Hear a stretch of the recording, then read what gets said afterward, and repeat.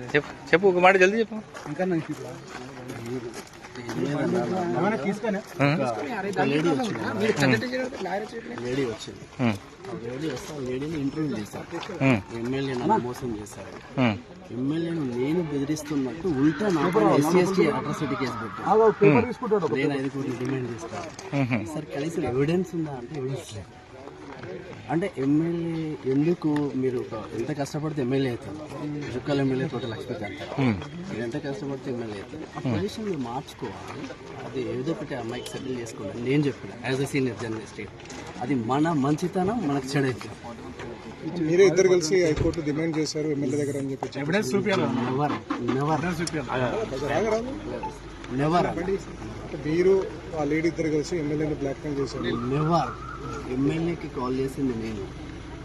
Location MLA పంపిస్తే MLA క్వార్టర్స్కి వెళ్ళి as ఒక బ్రదర్గా ఫ్యామిలీ ఇబ్బంది కాకూడదు చూసుకోండి అని చెప్పింది నేను.